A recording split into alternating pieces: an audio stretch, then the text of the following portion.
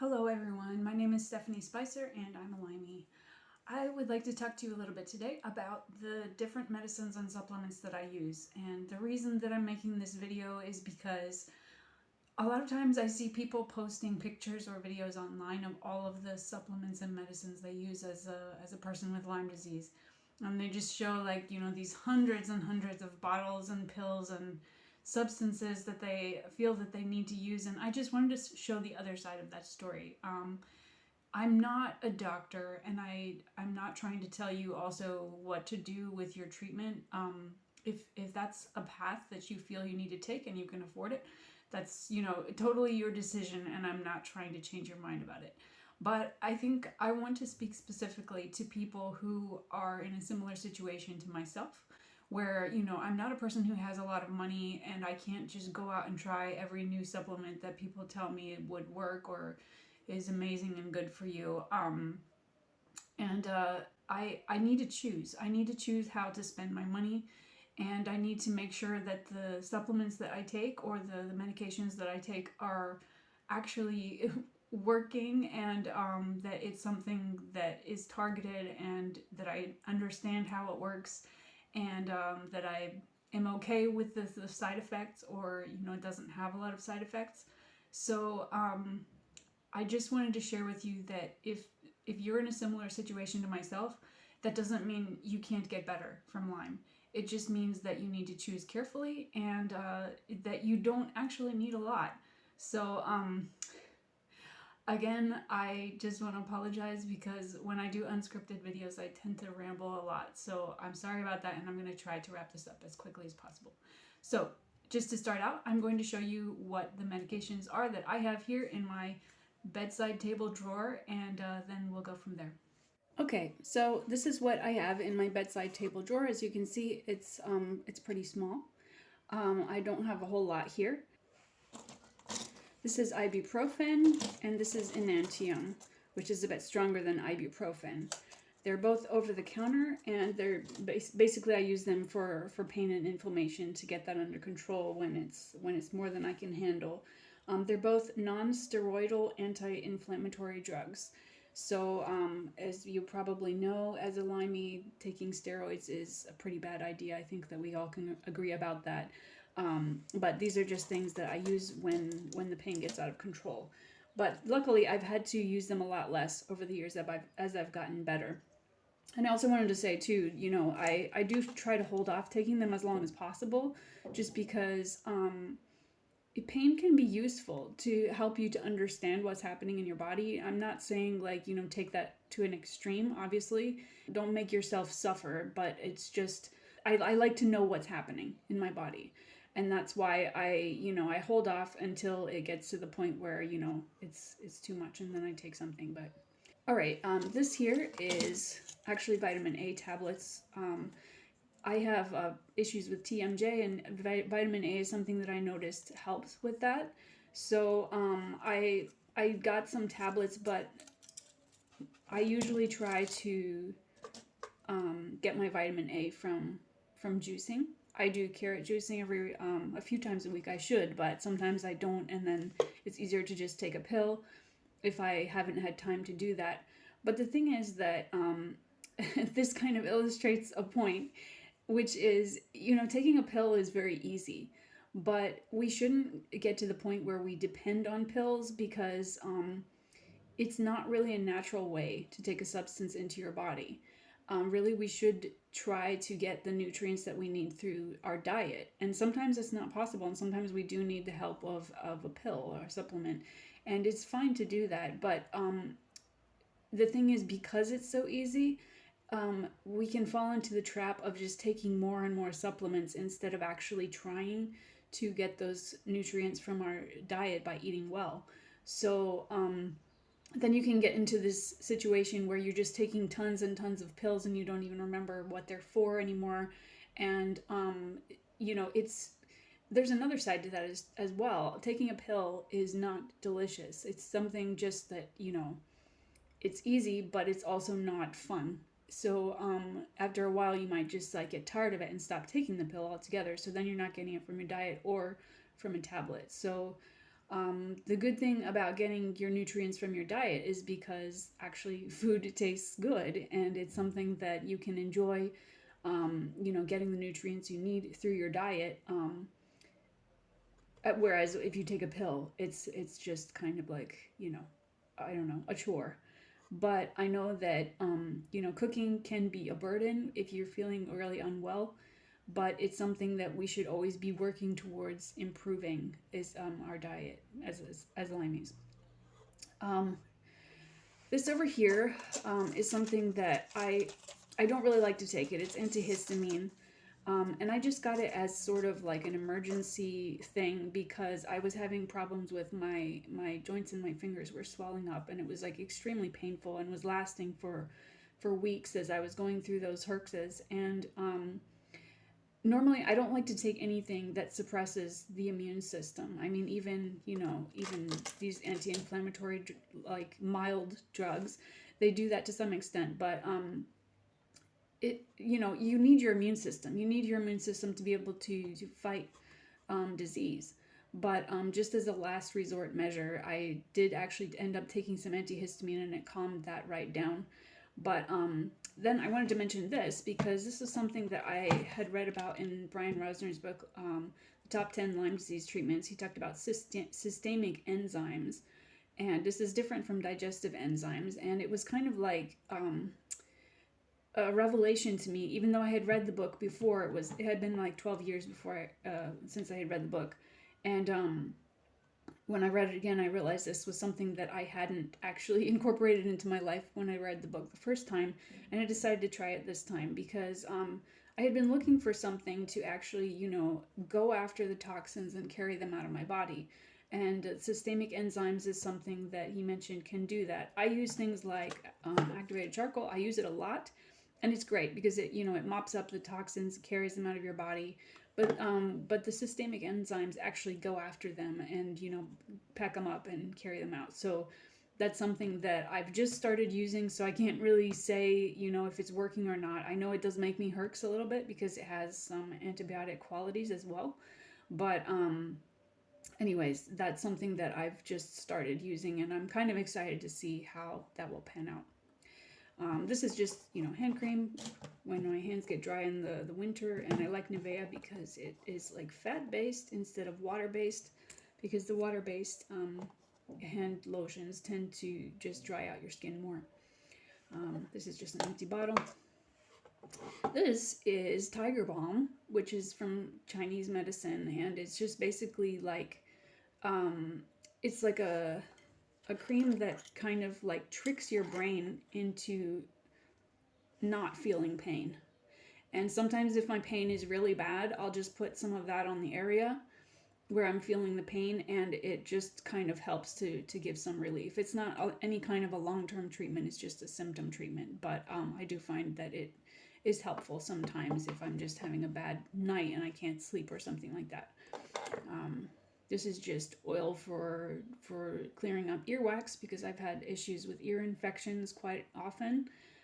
It's kind of getting old and yellowish, but I'll throw that away.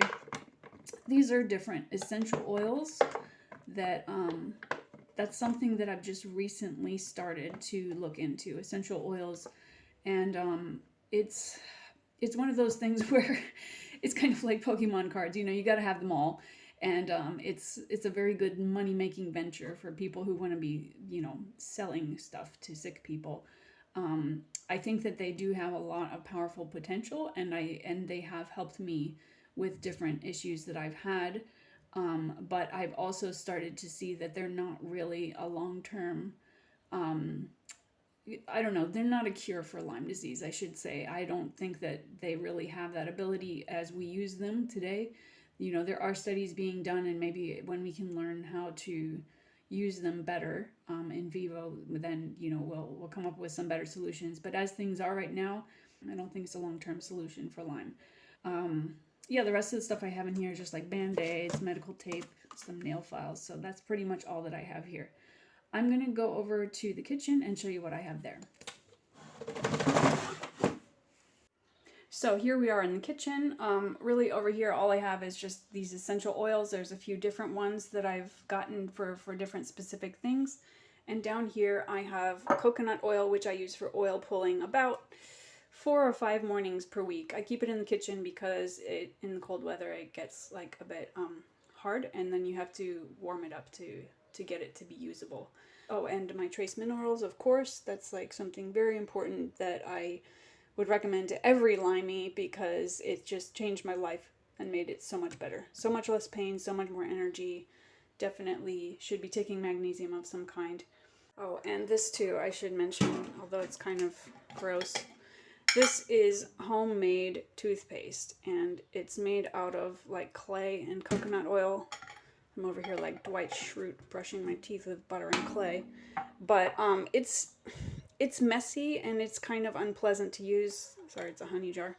But I can only pretty much get myself to do it, like to use it about twice a week at most. It's something that I really wanted to try because I've had a lot of issues with my teeth, but it's not really ideal because it's unpleasant to use, I don't use it a lot. So I need to find a better option for toothpaste, definitely. But I'm going to go ahead and show you what's in the bathroom. So here we are in the bathroom, and I've just got a conventional toothpaste here, which I end up using most of the time.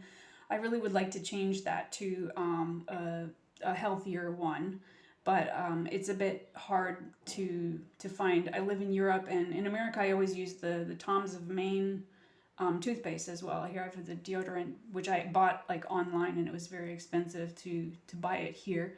But I might see if I can find the toothpaste too from Tom's. I have a couple of Burt's Bees items here. This is face cream and lip balm, and I really like those products too. And by the way, if anyone from Burt's Bees is watching this, please can you like start producing this again, because I can't find it anywhere, and it's something that is really great. But yeah, I kind of like to go with more natural stuff if possible, but you know, you have to do what works for you and what you can afford. I should also show you that down here I've got my clay that I've showed you in other videos how to use just topically on the skin. Down here I've got salt and vinegar, and here I should probably give a shout out to this natural makeup that I do use on my face for my videos to get the shine off. That was given to me by my cousin's wife, who actually works at that company. So as you can see, that's all I've got in here, which is like very little. Hello. So as you can see, I actually use very little as far as substances goes. My main treatment is with the Rife machine, and I just use substances as needed, and I don't overdo it. And I think that we should have a more minimalist outlook as far as substances goes, just because they're not ideal for treating Lyme disease. I've talked about this in my other videos too. You know, when you take, for example, natural antibiotics or other kinds of antibiotics, they do tend after a while to become useless because they, you know, the disease develops immunity, goes deeper into your system, so they end up actually complicating the issue a lot of the time. So it's not really an ideal way to treat Lyme with substances. And the great thing about Rife machines is that they're non-systemic. They don't use your body's natural pathways to distribute the treatment, and because of that, they can go straight through you. They can hit the places that are hard to get, you know, hard to reach with, you know, through the channels of your bloodstream or whatever. And so that's why I think that it's a much better option for Lyme disease, just because this disease is so tricky and the bacteria are so wily and so good at hiding. So that's why I don't think having a substance-based treatment plan is really ideal. But of course, if you disagree with me, that's fine too. And I'm not trying to change your mind. I'm just saying that if you feel that you need all of these medications, if you see one of these pictures online where someone takes a picture and they've just got hundreds of bottles of medicine, and basically say, this is my life, this is what I need to do to get better, I just want you to know that you don't need that. You know, again, I'm not a doctor. I can't tell you, you know, what to do or what not to do as far as treatment. And if you are taking a lot of medicine and you feel that that's helping you and that's the way that you want to go, that's just totally up to you. And you know, I'm not criticizing your treatment plan, but I'm just saying that if you don't have the money to do that, you don't need to. It's not like you can't get better if you can't go that road. There are other ways, and I guess that's what I want to share with you. I think so many Lymies have become discouraged because, you know, they're either prescribed medications by their doctor that aren't covered by their insurance, or they want to go a natural road and want to try, you know, supplements and different substances that they can buy elsewhere off the pharmaceutical market, which are also very expensive and which they need to keep on buying. And that's the thing about taking substances, is you need to keep on buying them because they get consumed. With Rife machine treatment, you don't need to keep buying. You buy it once and then you keep using it year after year, if necessary.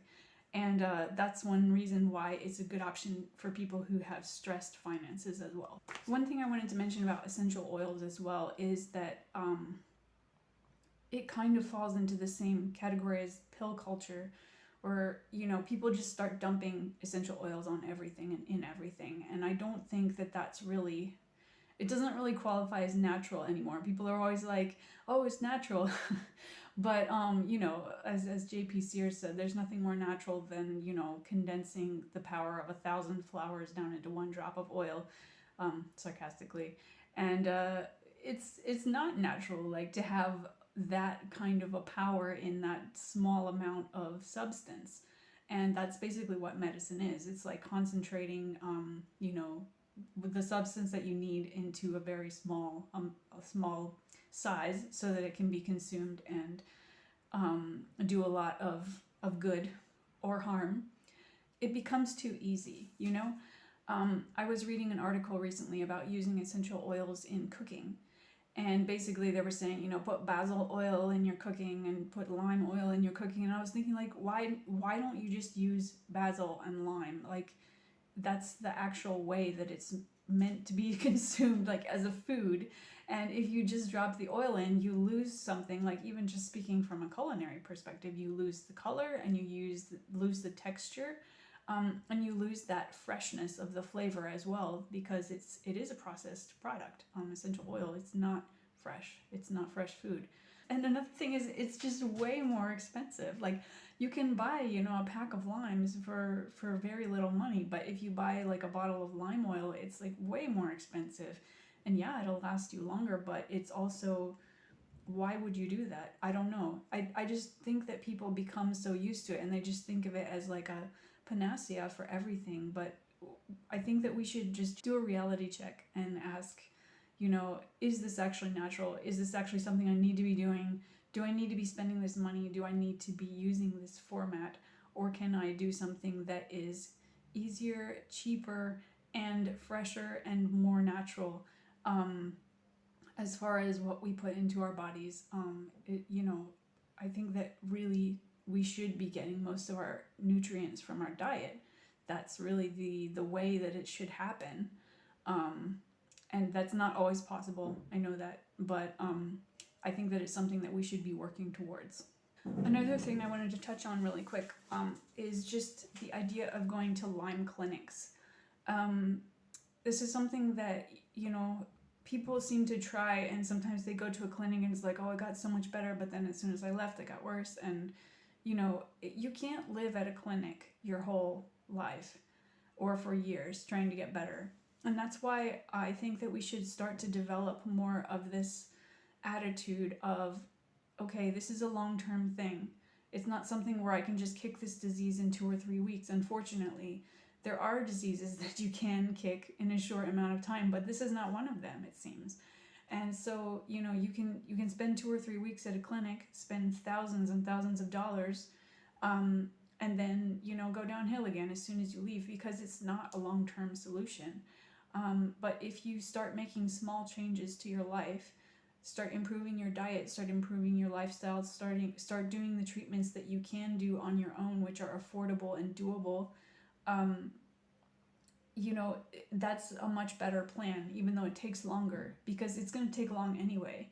And, you know, if you have thousands or tens of thousands of dollars to throw away on going to a clinic, you know, there's nothing to stop you from doing that. I'm not telling you don't do that, but most of us can't do that. Most of us don't have the money to spend on, you know, fancy treatments and stuff like that. And we need to find better ways. And I think that we just need to come to terms with the fact that this is a long-term fight and we need to make it sustainable. Even if you do have all the money in the world, you should still choose what it is you put into your body, and shouldn't just wantonly swallow whatever gets shoved at you, or whatever someone tells you is good for you, or whatever.